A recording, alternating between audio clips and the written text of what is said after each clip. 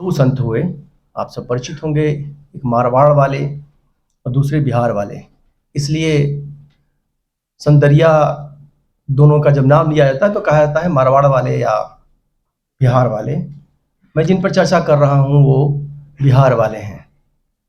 धरकंदा एक जगह है, वहाँ पर इनकी गद्दी थी और इनका जो समय है विक्रम संवत 1731 में इनका जन्म हुआ था और 1836 में इनका देहांत हुआ था। ये एक उनका समय है। ये मुसलमान संत कवि थे, लेकिन कुल 2 पीढ़ी पहले ये मुसलमान हुए थे, इसलिए सद्दह धर्मांतरित मुसलमान थे। बहुत सारे इनके जो अनुयायी हैं वो ये मानते हैं कि ये राजपूत थे, लेकिन फ्रांसिस बुकानन नाम का एक व्यक्ति हुए जिन्होंने शाहाबाद जिले जहाँ पर धरकंदा है वहाँ की एक रिपोर्ट उन्होंने दी और उस रिपोर्ट में उन्होंने लिखा दरिया साहब के बारे में कि इस जिले में एक मुसलमान दर्जी ने हाल ही में मुक्ति का एक नवीन मार्ग निकाला है। उन्होंने पैगंबर को नहीं माना और हिंदुओं के पंथ में सम्मिलित किया। उन्होंने अपना नाम दरियादास रखा। इस रिपोर्ट में 2 बातें बहुत महत्वपूर्ण तरीके से कही गई हैं। पहली बात तो ये कि मुसलमान दर्जी थे, दूसरी बात ये कि उन्होंने पैगंबर को नहीं माना और तीसरी बात ये कि वो हिंदुओं के पंथ में सम्मिलित हुए। इन 2-3 बातों को ध्यान में रखते हुए कहा जा सकता है कि दरिया साहब पर हिंदू पंथ का कोई प्रभाव था। लेकिन जिसे हम हिंदू पंथ कहते हैं वो पंथ क्या है, यह एक विवाद का मसला है। फ्रांसिस बुकानन ये समझते थे कि जो वैष्णव मत को मानने वाले हैं वे शायद हिंदू हैं, लेकिन वैष्णव मत के मानने वाले जो आचार्य हैं उन आचार्यों में बहुत सारे लोग ऐसे हैं जो मुसलमान हैं, अपनी मुस्लिम आस्था के प्रति पूरी तरह सचेष्ट हैं, उसके प्रति समर्पित हैं। इसके बावजूद उन्होंने भक्ति की राह अपनाई। दरिया साहब भी ऐसे ही एक संत कवि हैं। दरिया साहब पर कबीर का अत्यधिक प्रभाव था। उन्होंने कहा, सोई कहो जो कहीं कबीरा, दरिया पद दास पद पायो हीरा। यानी कि जो कबीर ने कहा है वही मैंने कहा है। और इसीलिए कबीर के द्वारा बताई गई राह पर चलते हुए उन्होंने उपनिषदों के दर्शन, शंकर के मायावाद, शैव शाक्त सिद्ध और नाथ योगियों के हठयोग, रहस्यवाद और कर्मकांड खंडन, वैष्णवों की अहिंसा, भावुकता इत्यादि जितनी भी तरह की माया का जैसा विश्लेषण किया गया वो तमाम विश्लेषण उन्होंने किया और उसके आधार पर उन्होंने रचनाएं रची। दरिया साहब की कुल 20 रचनाएं जो हैं वो मिलती हैं और वो कई हजार उन्होंने रचनाएं लिखी हैं, कई हजार पद उनके नाम पर चर्चित हैं। उन पदों का भी पाठ संपादन उस तरह से नहीं हुआ है जैसा होना चाहिए, क्योंकि उन पदों को पढ़ते हुए दरिया साहब पर एक किताब है धर्मेंद्र ब्रह्मचारी की जो 2 खंडों में आती है, एक दरिया काव्य एक अनुशीलन और एक दरिया ग्रंथावली, बिहार राष्ट्र भाषा परिषद से प्रकाशित है और वही एक तरीके से दरिया साहब पर सबसे प्रामाणिक किताब है। और उसमें संकलित जो दरिया साहब के पद हैं उन्हीं पदों के आधार पर दरिया साहब को जानने और समझने की कोशिश की जाती है। लेकिन उन पदों को पढ़ते हुए उन पदों के पाठ पर मुझे कई जगह बहुत मुश्किलें आई और मुझे लगा कि ये परवर्ती पाठ हैं, स्वयं दरिया साहब ने इसे शायद लिखा होगा कि नहीं लिखा होगा। मेरा जो ये पूरा का पूरा जो विषय है और जिस पर मैं बात करना चाहता हूँ ये कि जो इस एक स्थापित धारणा हम सबके मन में निर्गुण भक्ति को लेकर के है, चूंकि कबीर साहब के पंथ को लेकर के आगे बढ़े तो निश्चित तौर पर निर्गुण भक्ति का प्रभाव दरिया साहब पर था। मेरे मन में एक धारणा ये है, हम जब हिंदी के जो विद्यार्थी हैं निर्गुण और सगुण का एकदम स्पष्ट जो विभाजन लेकर चलते हैं और उसे मान के चलते हैं कि जो निर्गुण पंथ को मानने वाले जो भी संत हैं वे वैष्णव भक्ति के उस राह से बिल्कुल अपने आप को सायास दूरी बना करके रखते हैं जिसे हम सगुण भक्ति कहते हैं। मैं दरिया साहब को पढ़ते हुए मुझे ऐसा लगा कि दरिया साहब के ऊपर बहुत सारा प्रभाव सगुण भक्ति का है और दरिया साहब जिस वक्त में साहित्य रच रहे थे वह एक ऐसा वक्त था जब जो कबीर के समय से चली आ रही धारा थी जो निर्गुण और सगुण को एक दूसरे से अलगाने की कोशिश कर रही थी और निर्गुण और सगुण के बीच में जो एक संघर्ष की बात थी जिसमें कि कबीर जो है वो कह रहे थे कि मेरा राम दशरथ का बेटा नहीं है और तुलसीदास कह रहे थे अंतर्जामी होते बड़बाहिर जामी है राम। तो ये जो एक संघर्ष था, या भ्रमर गीत में जो गोपियों और उद्धव का संवाद निर्गुण और सगुण के बीच का चल रहा था जो अंतर, वह लगभग एक तरह से उस पे वह एक तरह से सम्मिलन की या समन्वय की कोशिश की ओर आगे बढ़ रहा था। और उसके 2 बहुत स्पष्ट कारण हमको दिखाई पड़ते हैं। एक तो तुलसीदास जिन्होंने समन्वय की कोशिश की रामचरितमानस के माध्यम से, और दूसरे जो है वो जिसका जिक्र अभी उन्होंने किया, अकबर का दीन इलाही। और इन दो बड़ी चीज़ों ने, जो एक साहित्यिक कोशिश थी और एक राजनीतिक कोशिश थी, इन कोशिशों ने एक ऐसा वातावरण तैयार किया कि बाद के जो कबीर पंथ के ही जो संप्रदाय के जो संत हुए, उन संतों ने ऐसी रचनाएं रची जिसमें कि समन्वय की कोशिश दिखाई देती है या सगुण मत का एक प्रभाव दिखाई देता है। लेकिन जैसा अंतर सगुण निर्गुण का हिंदी में दिखाई देता है, वैसा भारत के अन्य हिस्सों में नहीं है। चंदन सर बैठे हुए हैं, इन्होंने शंकरदेव पर बहुत काम किया है, शंकरदेव पर अभी इनका काम जारी है। शंकरदेव एक ऐसे संत कवि हुए, भक्त कवि हुए, जिन्होंने मूर्ति पूजा का कहीं भी समर्थन नहीं किया है और मूर्ति पूजा का लगभग विरोधी थे, लेकिन उन्होंने कृष्ण की लीला का गान किया। और वो कहते हैं कृष्ण की मनोमय जो मूर्ति है उसकी आराधना करनी चाहिए। और कृष्ण की लीला का गान का मतलब है कि कृष्ण के जीवन पर आधारित अंकिया नाटकों की रचना की, और शंकरदेव ने पूरे असम में एक तरह से अंकिया नाटक को प्रचारित प्रसारित किया।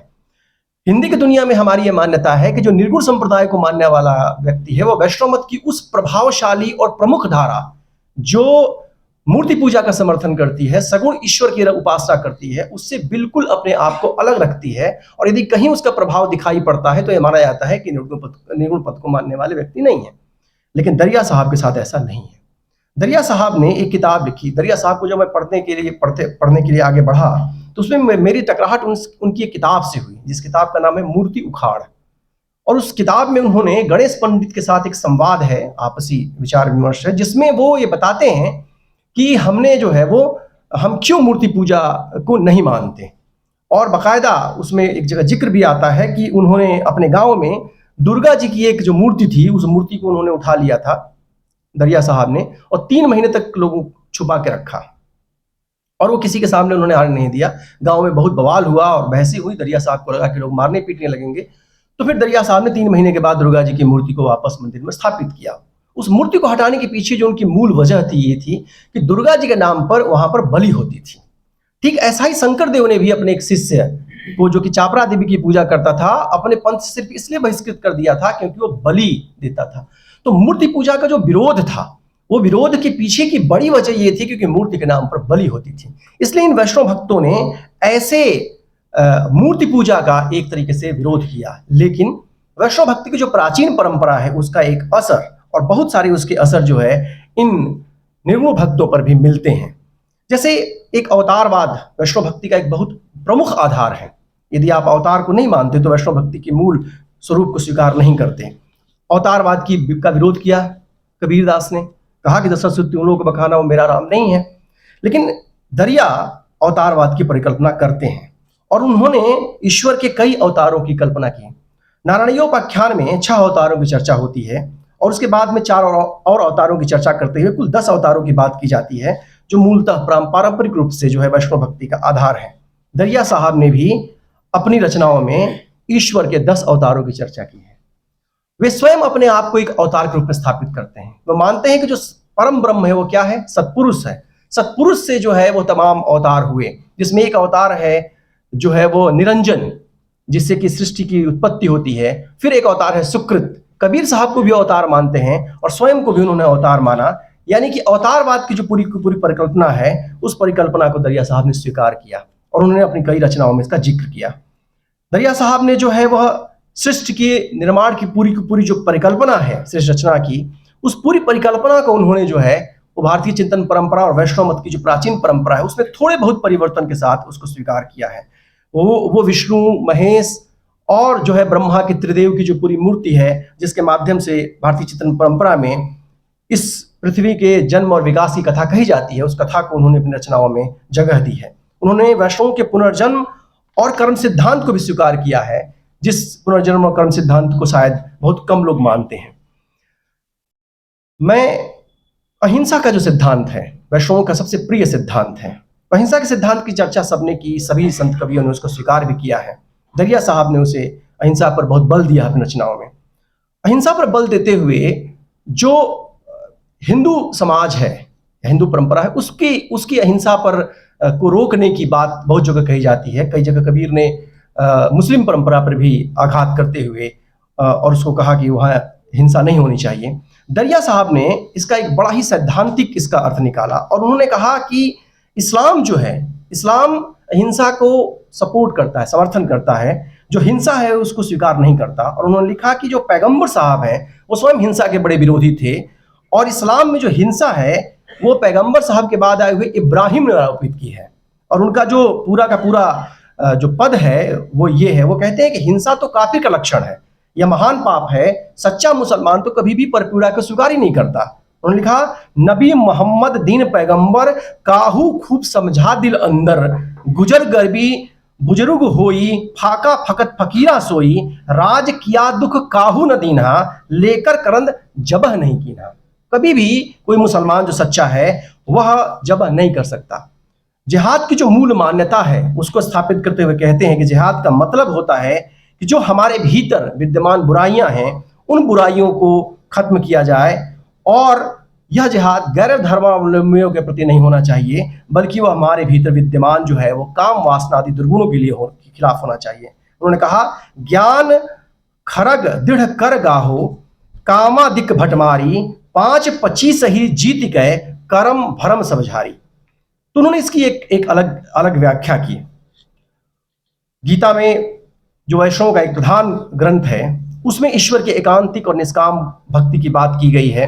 पांचरात्रों में जो चतुर्व्यूह सिद्धांत है उसके अनुसार जो भक्ति की 5 पद्धतियां बताई गई हैं, अभिगमन, उपादान, इज्जा, इन सब में इज्जा, स्वाध्याय और योग की स्वीकृति हमें जो है दरिया साहब के यहाँ मिलती है। दरिया साहब की एक बहुत प्रसिद्ध रचना है जिसको मैं समझता हूँ हमें पढ़ना चाहिए, और वो है ज्ञान रतन। और इसे दरिया साहब का एक बहुत ही अलग सा व्यक्तित्व या अलग से उनकी चीज दिखाई पड़ती है। निर्गुण भक्ति के संतों को पढ़ने वाले हम सब विद्यार्थियों के लिए भी बड़ा ये रोचक किताब है। ज्ञान रतन असल में रामचरितमानस का अविकल अनुवाद है। रामचरितमानस यानी कि तुलसीदास के रामचरितमानस। बस इसी एक बात को कह के मैं अपनी बात खत्म कर लूंगा। रामचरितमानस का अविकल अनुवाद है। हम ये मान के चलते हैं कि जो राम है वो निर्गुण है, लेकिन ज्ञान रतन में दरिया साहब ने राम की पूरी कथा वैसे ही कही है जैसे कि तुलसीदास ने कही है। और उन्होंने सीता के जन्म के साथ राम की कथा को उन्होंने शुरू किया, और उन्होंने पूरी राम कथा को एक तरीके से अपनी भाषा में और दोहा चौपाई जो शैली है उस शैली में लिखा। दरिया साहब एक ऐसे संत कवि हैं जिन्होंने अवधी भाषा में, जो तुलसीदास जैसे जिस भाषा में लिखते हैं उसमें दोहा चौपाई शैली में उन्होंने अपनी अधिकांश रचनाएं लिखी हैं। केवल एक रचना उनकी जो शब्द है वो शब्द सिर्फ उनका जो है पद शैली मिलता है, बाकी उनकी जो तमाम रचनाएं हैं वो सब केवल दोहा चौपाई शैली मिलती है। यदि आप ज्ञान रतन को पढ़ें उसमें आप देखेंगे कि उसमें शिव पार्वती का संवाद वैसे ही है, काकभुसुंडी का संवाद ऐसे ही है, और मूल संवाद जो है वो सूजा शाह और दरिया साहब के बीच में है। तो इन तमाम बातों को यदि ध्यान में रखा जाए, बहुत सारी ऐसे और भी बिंदु थे जिन पर मुझे चर्चा करनी थी, लेकिन असल में समय कम है। इन सब बातों से एक बात जो निकल करके आती है वो ये है कि दरिया साहब एक ऐसे संत कवि के रूप में हमारे बीच आते हैं जो सैद्धांतिक रूप से, व्यवहारिक रूप से दोनों स्तरों पर भारतीय मानस की जो मूल समन्वय धर्मी जो मानसिकता है उस मानसिकता के तहत जो है वह अपने समाज को निर्मित करना चाहते थे। बिहार के जिस इलाके में दरिया साहब हैं, दरिया साहब का जन्म हुआ, उस इलाके में उस तरह की समन्वयवादी चेतना, उस तरह के समन्वय की कोशिशें और आपसी जो बंधुता है वह दिखाई पड़ती है। भारत की मूल चेतना समन्वय की चेतना है। हम सिर्फ अलगाव की बात करते हैं, हमारे संत कवि इस बात की ओर इशारा करते हैं कि हमारी जो कोशिश है वो समन्वय की होनी चाहिए। बहुत बहुत धन्यवाद। बहुत बहुत धन्यवाद सर।